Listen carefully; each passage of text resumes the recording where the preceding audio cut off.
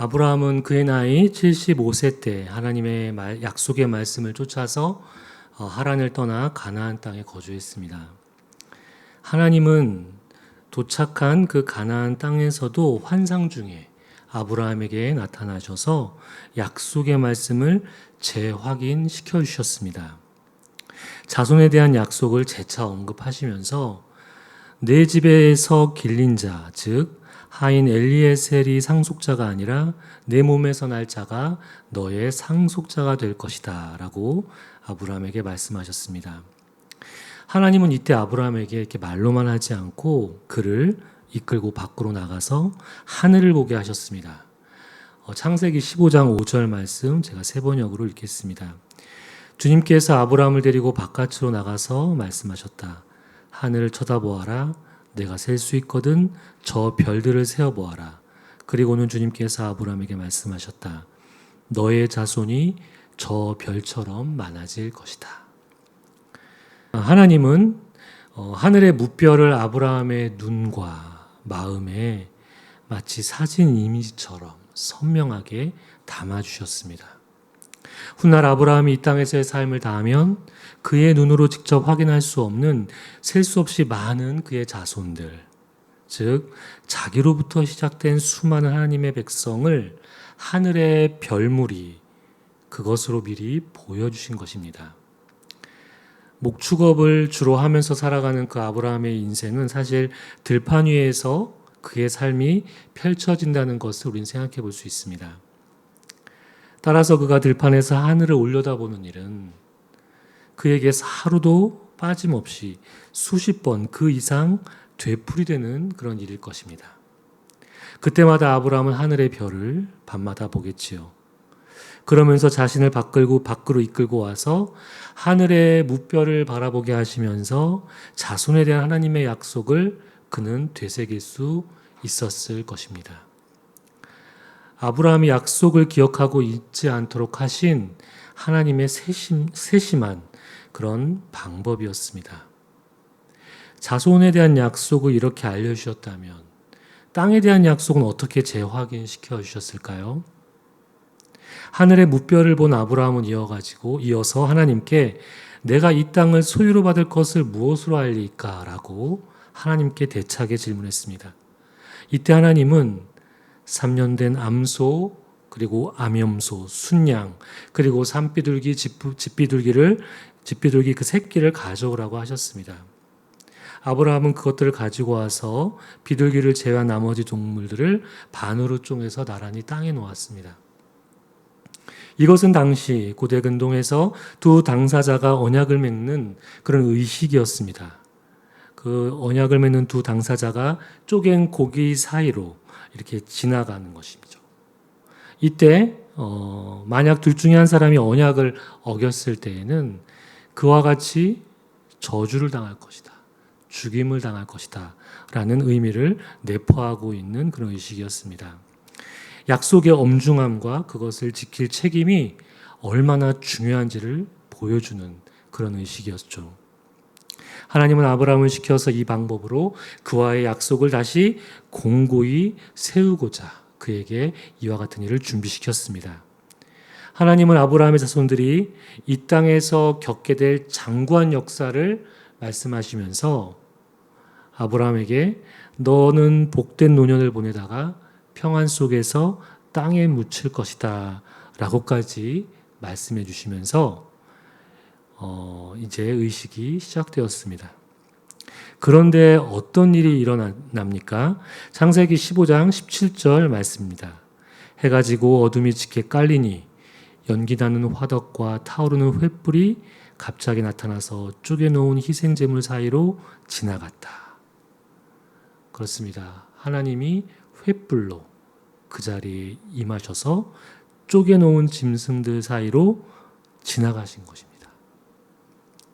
그런데 이어지는 18절을 우리가 성경에서 아무리 찾아보아도 하나님은 불로 임하셔서 희생제물 사이로 지나가시는데 아브라함은 그 사이를 지나가지 않았습니다.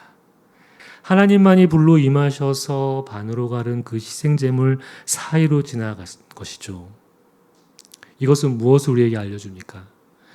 하나님 편에서 약속하신 것이고 땅에 대한 약속, 그것을 이루시는 분은 바로 하나님이시라는 것을 하나님께서는 직접 의식을 행하시면서 지나가시면서 이것은 내가 이룰 것이다 라는 것을 보여주는 그런 장면입니다. 자손뿐 아니라 이렇게 땅에 대한 약속 역시 하나님께서 이루실 것을 아브라함에게 재확인시켜 준 것입니다. 실제 이스라엘 역사에서 이 자손에 대한 약속은 언제부터 이루어지기 시작했습니까? 그렇습니다. 아브라함의 손자인 야곱 때부터 이 자손에 대해서 12지파 거기서 많은 자손들이 번성하는 것을 우리는 알 수 있습니다. 이 땅에 대한 약속은 언제 성취되기 시작합니까? 이스라엘이 이집트의 노예로 있다가 출애굽하여서 다시 이 땅 가나안으로 돌아와 살게 되는 여호수아 때에 바로 이 땅에 대한 약속이 성취되는 것을 우리는 성경 이스라엘 역사 가운데에서 확인할 수 있습니다. 그렇다면은 하나님께서 아브라함을 불러 내시면서 내 씨로 많은 민족이 복을 받을 것이다. 이 복에 대한 약속, 오늘은 언급하지 않을 것이지만 그래서 잠깐 살펴본다면 이 약속은 구약을 넘어서 신약으로까지 나아가서 지금 이 자리에서 우리가 하나님을 예배하는 이 자리, 이 현장이 바로 아브라함에게 내 씨로 많은 민족이 복을 받을 것이다에 해당하는 그 약속이 성취되는 현장이 바로 이곳인 셈인 것입니다.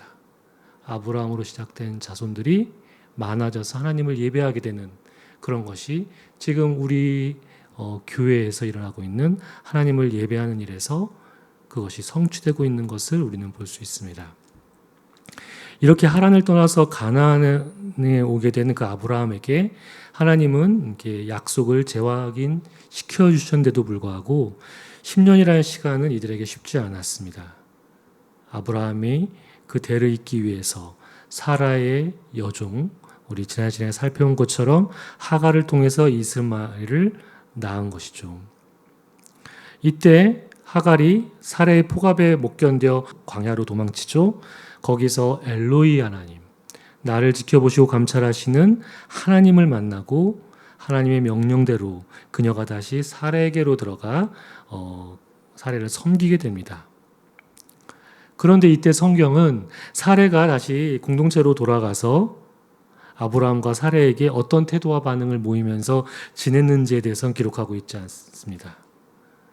아마 돌아갔을 때 돌아온 하갈을 보고 사라와 아브라함이 제 발로 나갔으면 그만이지 어떻게 다시 돌아올 수 있겠냐라고 얘기했을 수도 있고, 아니면 서로의 잘못, 하갈도 그의 잘못을 이야기하고 또 사라도 그를 되게 포갑했던 것들을 서로 이해하고 용서하고 하는 그런 일들이 있었는지는 우리는 알 길이 없습니다. 다만 하갈이 아브라함의 집에서 도망한 후에 그가 하나님을 만나고 다시 돌아오게 된 그 사실만 우리는 알 수 있을 뿐입니다. 그런데 이때 야속하게도 하나님은 하갈에게 나타나서 엘로이 하나님으로 그에게 나타나셨는데, 같은 공동체에 있던 자기가 주인으로 섬긴 아브라함과 사라에게는 나타나지 않으셨습니다. 자식에 대한, 땅에 대한 약속을 하시기만 하셨지 이들은 하나님을 볼 수 없었습니다. 하갈의 가출 사건이 일어나고 이스마엘이 태어났을 때가 아브라함의 나이가 86세였는데 그 이후 13년이 지나서 아브라함이 99세가 될 때까지 하나님은 하갈과 이스마엘 사건을 알고 있으면서도, 하갈을 만나 주셨으면서도 아브라함에게 한 그 자손의 약속을 이행하고 있지 않는 모습을 우리는 볼 수 있습니다. 그런데 오늘 함께 읽은 17장 1절 말씀, 99세가 된 아브라함에게 드디어 하나님께서 나타나십니다. 제가 읽겠습니다. 아브라함이 99세 때에 여호와께서 아브라함에게 나타나서 그에게 이르시되 나는 전능한 하나님이라. 너는 내 앞에서 행하여 완전하라. 하나님의 현현, 즉 하나님의 나타나심은 아브람과 사레가 원했던 자신들이 바라던 때가 아닌 다른 시간에 이루어졌습니다. 자기들이 생각한 그 시간 너머에서 일하시는 하나님. 그런데 이 시간이 아브람과 사라에게는 힘든 시간이었죠.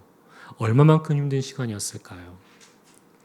우리가 하나님께서 아브람과 사라에게 아들을 주시겠다고 하는 장면을 잠시 뒤로 가서 찾아보면은 아브람이 이제 자신의 장막 맞은편에서 사람 셋이 있는 것을 봅니다. 근데 그들은 평범한 사람이 아니었죠. 아브라함이 그들을 대하는 거 보면은 알 수 있습니다. 그들에게 되게 극진한 태도로 그들을 안으로 들이고 그들을 대접하고 있는 것을 우리는 볼 수 있습니다. 이들은 바로 하나님과 천사들이었습니다. 그래서 아브라함이 이들을 안으로 모시고 대접하면서 그러는 중에 그들이 아브라함에게 이렇게 이야기합니다. 내년 이맘때 아내 사라에게 아들이 있을 것이다. 그런데 이야기를 누가 엿듣죠?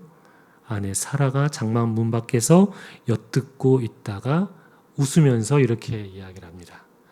내가 노쇠하였고 내 주인도 늙었으니 내게 무슨 즐거움이 있으리요. 실제로 성경은 사라가 생물학적으로 아이를 가질 수 없음을 이야기하고 있습니다.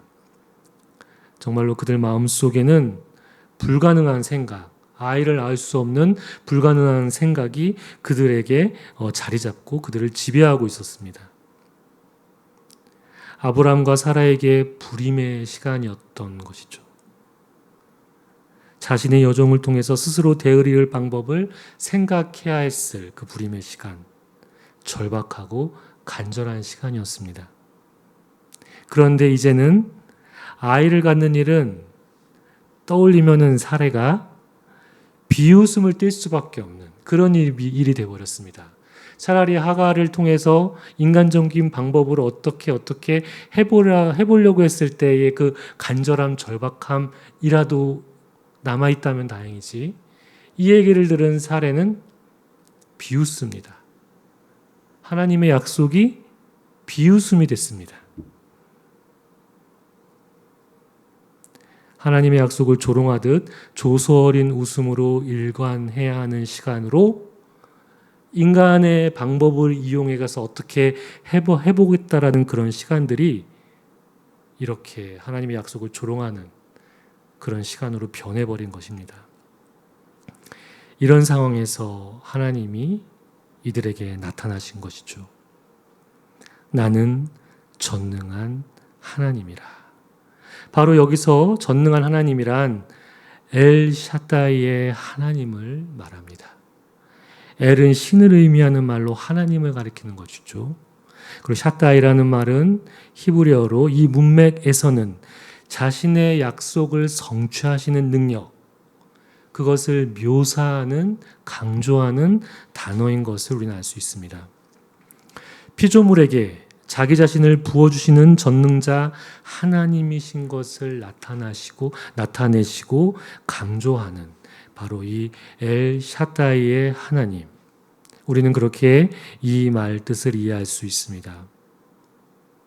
그런데 사실 우리도 신앙생활을 하다 보면은 우리에게도 불임의 시간이 하나님과 우리 사이에 존재하고 있다는 것을 깨닫게 됩니다. 그런 시간들 우리가 경험하죠. 마치 하나님의 약속과 그 약속이 이루어지기까지 불임의 시간을 지나고 있는 사례처럼 말입니다. 하란을 떠나서 큰 민족을 이루겠다고 하시던 그 하나님의 말씀을 들을 때가 아브라함이 75세, 지금 말씀에서는 99세. 이 사이의 시간을 우리는 불임의 시간이라고 부를 수 있을 것입니다.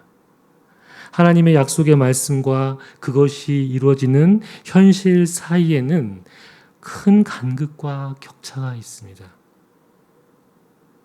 우리가 생각하는 시간과 다른 하나님의 시간이 그 불임의 시간에 존재하고 있는 것을 우리는 알아야 합니다.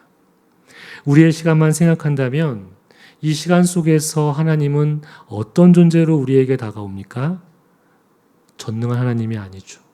사례가 비웃었던 것처럼 무능한 하나님, 내 인생에 찾아오셨다고 우리는 생각했죠.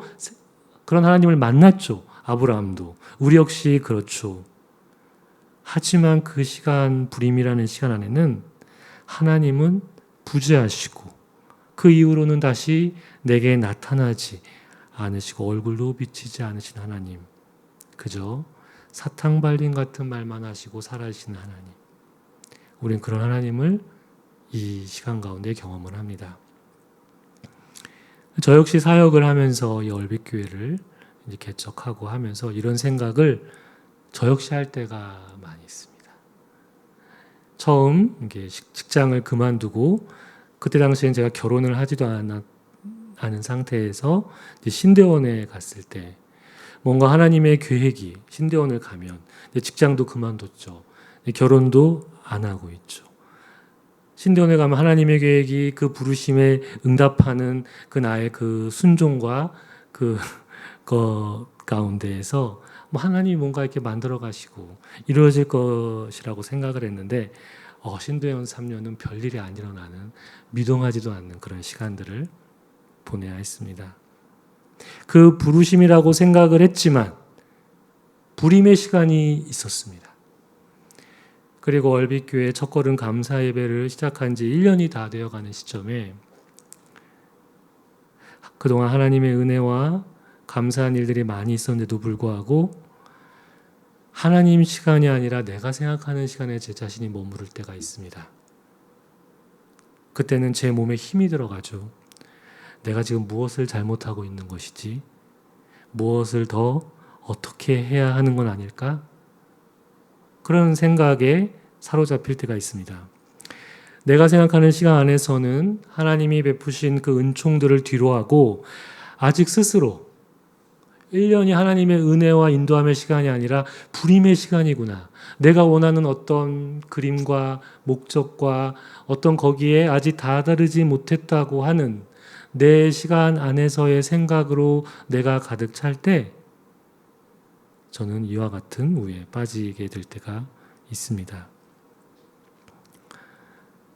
내가 생각하고 원하는 성취와 하나님이 계획하고 이루시는 성취가 분명히 다른 시간이고 다른 것임에도 불구하고 하나님이 일하지 않으신다고 생각하는 우리 자신이 규정한 불임의 시간이 우리 각자의 인생 가운데 일상 가운데 있지 않습니까? 하지만 하나님의 약속은 우리의 시간이 아니라 그분의 시간 안에서 이루어진다는 것을 우리는 오늘 말씀을 통해서 알 수 있습니다. 사례의 불임은 세상 사람들이 볼 때 생물학적으로, 통계학적으로, 경험적으로 명명하는 현상입니다. 믿을 수밖에 없는. 하지만 하나님 볼 때 그것은 불임이 아닙니다. 하나님의 전능하심이 존재하고 펼쳐지는 생명의 무대가 그 하나님이 볼 때 그 불임은 그런 시간이지 결코 세상이 명명하는 그런 불임의 시간이 아닌 것이죠.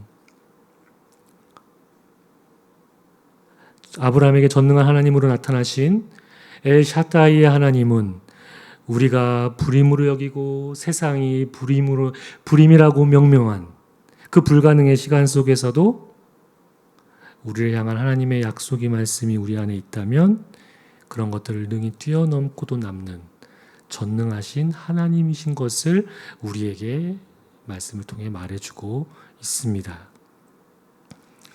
하나님은 이어서 1절 하반절에서 이렇게 말씀하시죠.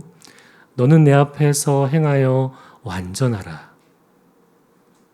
지금까지 우리는 전능한 하나님이 즉 엘샤다이의 하나님이 그 의미를 아브라함과 사레가 처한 상황에서 이해했습니다. 불가능해서 그분의 능력을 펼치셔서 약속의 말씀을 성취하시는 분으로 말입니다. 하지만 그 다음에 바로 뒤에 이어지는 지금 읽어드린 하반절의 이 말씀을 통해서 사실 우리가 좀 중요하게 생각해야 할 영성적인 관점에서 하나님의 전능하심이 무엇인지를 말해주는 중요한 의미가 여기에 담겨 있습니다. 그것은 바로 하나님의 전능하심이 아브라함과 사렉이 계시된 것을 통해서 단지 그분 자신의 전능하심을 그들에게 보여주신 게 다가 아니라는 것이죠. 하나님의 전능함은 우리와의 관계 안에서 더 의미로운 것임을 이 하반절의 말씀이 우리에게 보여주고 있습니다. 그분의 전능하심이 우리에게 향해 있다는 것을 보여주는 말씀입니다. 우리가 전능한 하나님 앞에서 살아가야 한다라는 이 말씀은 하나님과 우리와의 관계적인 차원이 이 전능하신 하나님을 계시하는 그 말씀 가운데 있다라는 것을 우리는 알게 됩니다. 첫 번째로 너는 내 앞에서 행하여 완전하라는 말씀에서 이 내 앞에서라는 말, 과연 어떤 의미로 우리에게 다가옵니까? 먼저 아브라함에게 이 말은 하나님의 약속을 벗어났던 아브라함 자신의 모습을 보게 했을 것입니다. 너는 내 앞에서 완전하라. 아브라함은 하나님의 약속을 벗어나서 사레의 말에 오히려 순복하는, 그저 따르는 그런 모습을 보였습니다. 저는 이 하나님의 이 말이 아브라함으로 하여금 나를 벗어나지 말고 나의 현존에 머물러 살라. 다시 아브라함을 제자리로 오게 하는 그런 초대의 말로 들립니다. 우리도 마찬가지죠. 하나님의 현존에 우리가 머무르지 않으면 어느새 우리가 다른 무언가 앞에서 서성대고 머뭇거리고 거기에 머무르려고 할 때가 있습니다. 지금 우리는 누구 앞에 어디에 있습니까? 저도 저의 앞날과 미래, 아까 잠깐 나눴던 제 신간 안에서의 서만 골몰할 때 저도 다른 곳 앞에 있는 제 자신을 보게 됩니다. 우리가 있는 곳, 주님이 계시는 우리 마음의 성소는 지금 어떤 상태인가요?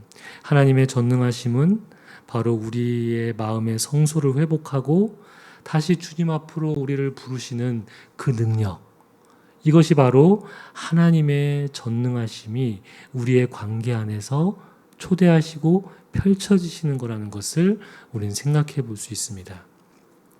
두 번째로 너는 내 앞에서 행하여 완전하라라는 이 말씀에서 행하다는 말은 아브라함에게 무엇을 상기시켰을까요? 바로 하걸과의 동침을 통해서 대를 이으려고 했던, 사레에게 아무 거리낌 없이 순응했던 그 잘못을 이 대목에서 그가 생각했을 것입니다. 하나님의 약속의 말씀을 따르는 길로 행하지 않고 다른 길로 하는 그런 모습들.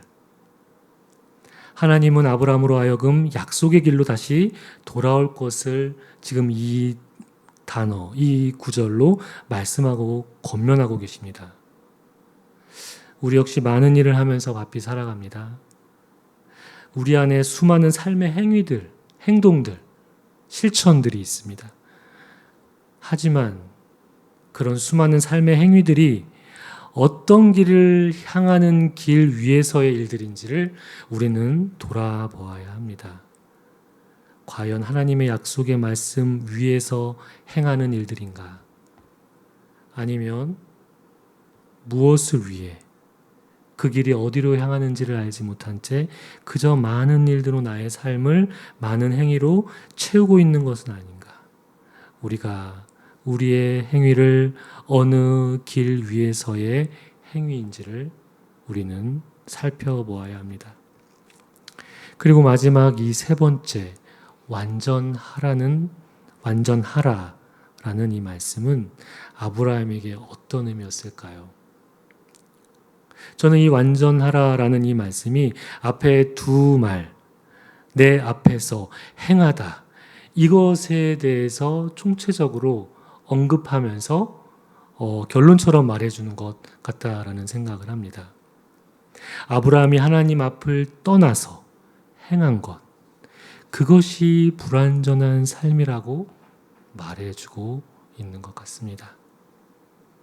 여기서 우리는 이것을 잘못 이해해서 하나님은 아브라함에게 완벽을 원하시고 요구하시는 것 같지만 그렇지 않습니다. 하나님과 함께 할 때의 온전함을 이야기하고 있는 것이죠. 이것은 우리가 하나님을 떠나서는 결코 이룰 수 없는 상태입니다.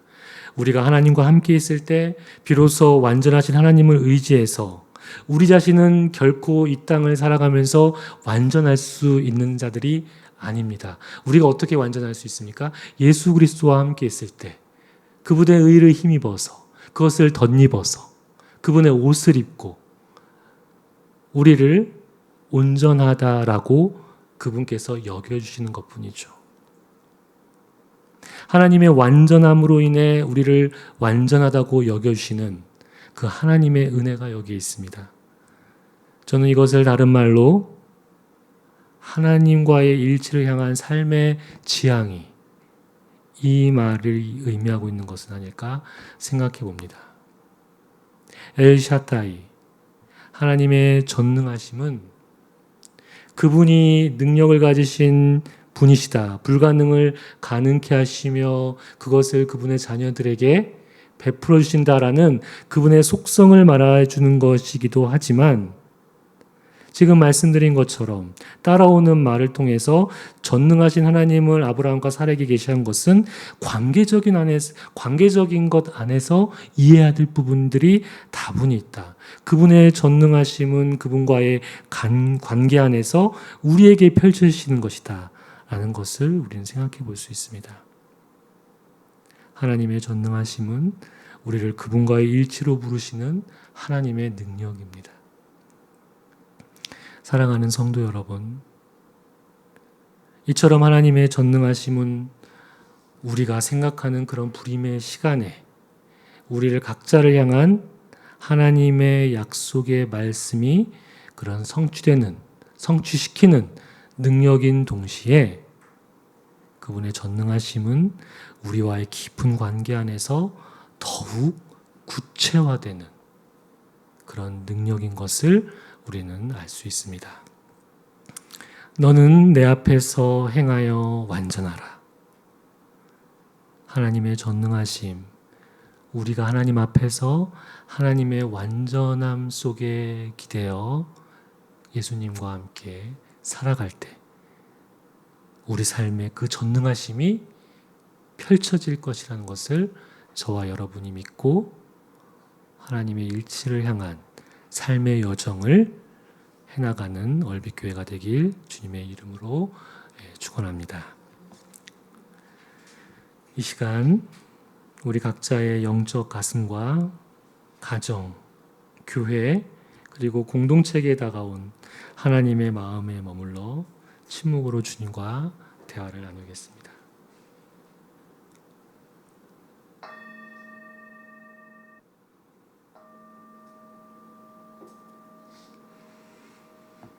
엘샤다이의 하나님, 우리가 생각하는 그 불임이라는 시간에 갇혀있지 않게 하시고 약속의 말씀 위에 서서 하나님의 시간 안에 살아가게 하여 주옵소서. 예수님 이름으로 기도드립니다. 아멘.